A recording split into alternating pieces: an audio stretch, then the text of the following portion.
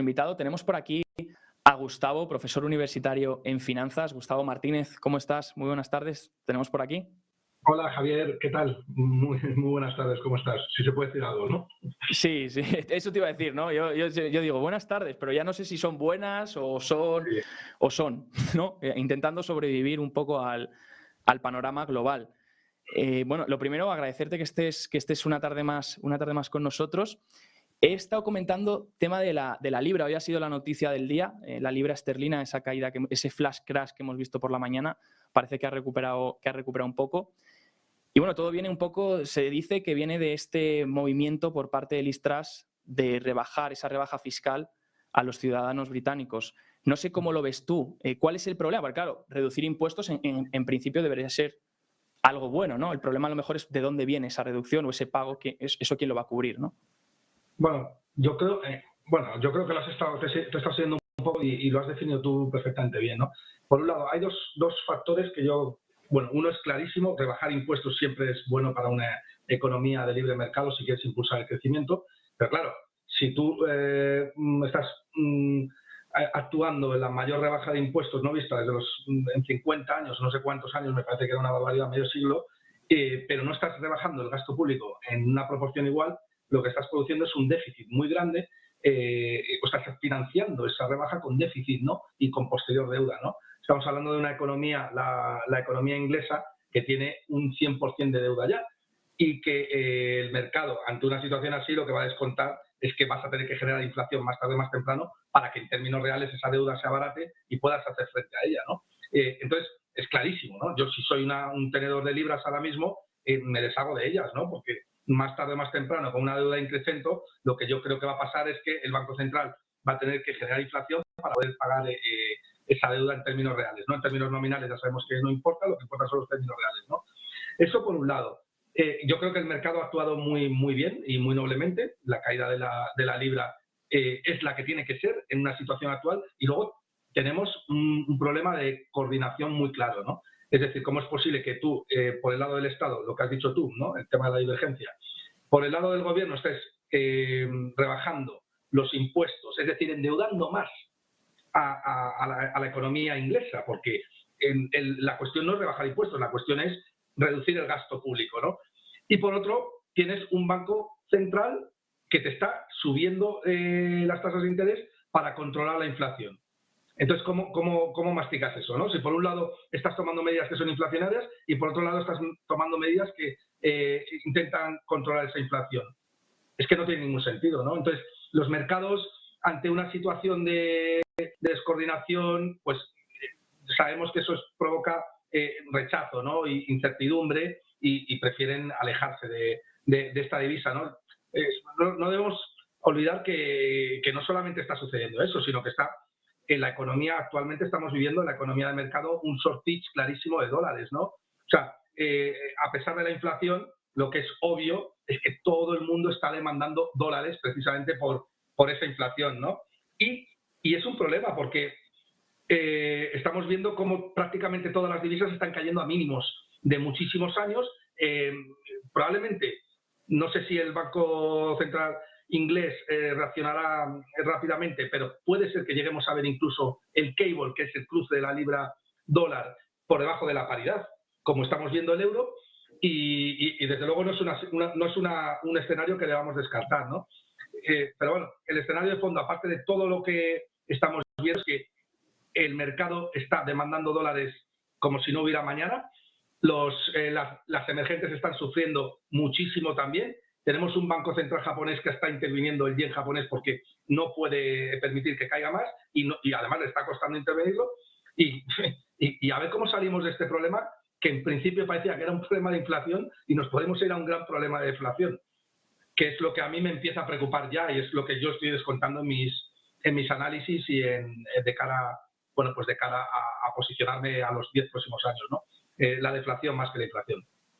Te iba a preguntar por eso. Me ha gustado que hables de Japón, porque justo en cuanto has dicho lo del dólar estadounidense, te iba a abordar por ahí. Te iba a preguntar sobre Japón. Parece ser que ese intervencionismo, claro, tienen que vender algo, ¿no?, para comprar el yen. Y lo que tienen parece ser que tengo aquí por aquí, no sé si tengo por aquí el gráfico, lo estaba analizando, no tienen muchas divisas, no tienen muchas reservas extranjeras, ¿no? Lo que tienen sobre todo Sí. son bonos estadounidenses.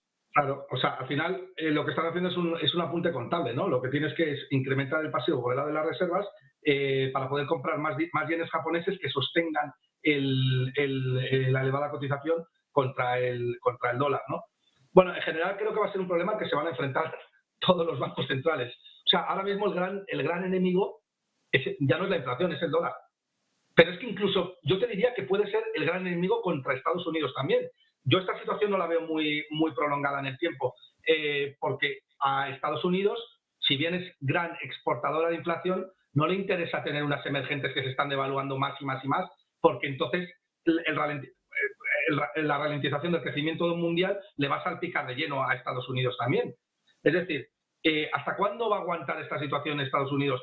Y luego tenemos que tener en cuenta también que cada día que pasa es un día más de deflación, porque estamos hablando de tipos de interés ya más o menos que empiezan a penetrar en la economía real, hipotecas en Estados Unidos no vistas desde el año 2008 al 6,30% de tipo fijo, cuando la gran mayoría de la economía en Estados Unidos está endeudada a tipo fijo, precios de la vivienda cayendo como no han caído en 10 o 12 años, que sabemos que tiene un delay, ¿no? Un efecto delay a la hora de acoplarse a los precios de la vivienda, pero todos los días estamos viviendo deflación, ¿no?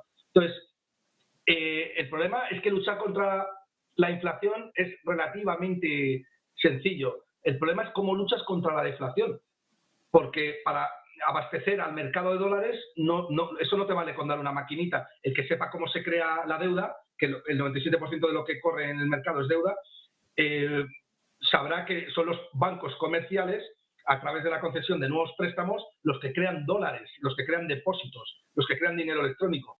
Y eso no es viable si no hay una economía de confianza detrás y un sistema de confianza detrás como como ha habido ahora, y por eso estaban en marcha las quantitative easing, ¿no? Entonces, yo creo que, no sé, no veo muy clara que la Fed continúe demasiado tiempo con esta política de endurecimiento de tipos de interés, ¿no? Una parte, claro, ahora que dices posible riesgo, ¿no? de ese riesgo deflacionario, claro, cambiaría un poco la forma de actuar hasta ahora, ¿no? Porque si hasta ahora el dólar estadounidense ha sido como el único sitio de refugio y todo lo demás hemos visto prácticamente todo caer, ¿qué opinas, por ejemplo, del oro como refugio en esta situación? Tipos reales por ahora siguen al alza, pero ¿cómo ves que pueda a lo mejor aguantar esta situación entre guerra de divisas? Bueno, yo creo que el oro se está comportando como se tiene que comportar. El oro, como bien has dicho tú, Javier, te cubre contra los tipos de interés real negativos, más bien no contra los tipos de interés real negativos, sino contra la sensación de descontrol de esos tipos de interés reales negativos, porque puede haber tipos de interés reales negativos y que el oro esté cayendo como consecuencia de que hay un banco central que está actuando en favor de que esos tipos de interés reales negativos desaparezcan, como es el caso de ahora. Pero claro, el oro está cayendo muy poco.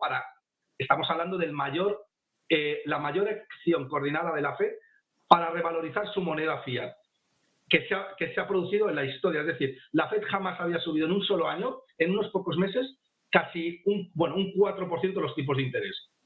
Entonces, el oro está cayendo un 5%. O sea, el oro está aguantando muy bien. En el momento en el que los bancos centrales tengan que bajar tipos o la Fed renuncia a seguir subiendo tipos y el mercado pueda descontar cierta inflación o la Fed no es capaz de controlar la inflación a nivel de bienes y servicios, el oro se va a disparar. Clarísimamente. O sea, yo soy un claro defensor del oro en estos niveles actuales, ¿no? De hecho, me parece que es el gran vencedor, ¿no? de todo este embate de la Fed, porque ha caído el Standard & Poor's 500 muchísimo, ha caído el Nasdaq, ha caído Bitcoin, pero oro se está cayendo un 4 o un 5% cuando es el gran enemigo, ¿no? O el gran competidor del dólar, ¿no? Sí, y eso que tenemos otros activos que en teoría se venden como poco arriesgados, como puede ser la renta fija, aunque tenga bastantes riesgos también, y de hecho está haciéndolo mucho peor. Vemos peores años de renta fija históricos que está habiendo ahora mismo. De hecho, la cartera 60-40 no sé si está en su peor año o uno de los peores. Te iba a preguntar también como diferencia en este caso de ahora de un régimen que pudiese pasar hacia la potencial deflación. ¿Crees que el mercado de bonos ya pronto, hoy sigue cayendo obviamente porque hoy hemos visto los intereses dispararse otra vez, ¿Pero crees que pronto pueda llegar el fin de ese sufrimiento a medida que vaya haciendo todo esto? Pues depende de qué bonos estemos hablando, ¿no? Y de quién sean los acreedores y los que necesitan emitir el papel, ¿no?, de renta fija, pero en general es obvio que al menos en renta fija ya podemos empezar a encontrar oportunidades. Estamos ante una de las mayores caídas, si no la mayor caída de la historia de renta fija y bueno, ya me dirás tú si no es atractivo comprar al margen de la divisa, pero comprar o prestarle dinero a Inglaterra al 4 y pico por ciento al año. Vamos, es que te cubre contra la inflación los 10 próximos años contra un país que sabemos que es el promotor del libre mercado en el mundo, ¿no? No sé, me temo que esta situación de bonos al 4,5% en UK o Italia al 4 y pico, pues no es demasiado duradera en el tiempo, aunque luego vamos a tener un montón de situaciones en las cuales se puede disparar un poco la TIR al 5%, 5 y pico, pero pensar que yo creo que el mercado está descontando demasiado riesgo, ¿no? Cuando tienes una curva que tienes unos tipos de interés reales contra la curva de inflación, ya son positivos y te está cubriendo. Entonces, dime tú qué mejor protector tienes contra la inflación los 10 próximos años que prestarle dinero al Reino Unido. No sé, me parece que es bastante sensata, ¿no?, la posición. Sí, está claro. Al final, bueno, si hablamos eso de bonos gubernamentales, sobre todo menos arriesgados, con poco riesgo, pues sí que se está empezando a dar unas TIRs muy interesantes que, de hecho, no se sabe si el mercado va a poder cubrir mismamente esas TIRs, que dices, ostras, pues si está dando el bono estadounidense a 10 años un 4%, está llegando casi, ¿va a darme el SP próximamente un 4% de rentabilidad? Bueno, se está discutiendo, ¿no? Hay analistas que dicen que, bueno, que puede empezar una década a lo mejor de menor rentabilidad y demás. Javi, de ahí tenemos el ajuste, ¿no? O sea, tenemos el Standard & Poor's 500 cayendo un 23% contra un bono americano que tiene una TIR de un 3,5%. Esto es el equivalente a tener la TIR al 1% y el Standard & Poor's 500 en los 4.500, 4.600. Es decir, lo que ha hecho el índice hasta ahora ha sido ajustar las valoraciones y descontar en algunas empresas profit warning también. Pero no olvidemos que estamos en la época en la que Estados Unidos tiene las 100 mejores empresas, más sólidas. El otro día salía el ISM relativo a las empresas, a las blue chips americanas, y prácticamente todos los CEOs descontaban buenos crecimientos los próximos años. No es tan difícil meter a Estados Unidos en una recesión, ¿sabes? Perfecto, Gustavo. Pues nos quedamos con tus palabras y con tu análisis y te doy las gracias por haber venido una tarde más a Negocios TV. Pues muchas gracias a vosotros, Javier. Un placer siempre, ¿vale? Gracias a ti. Gustavo Martínez, profesor de finanzas en la universidad.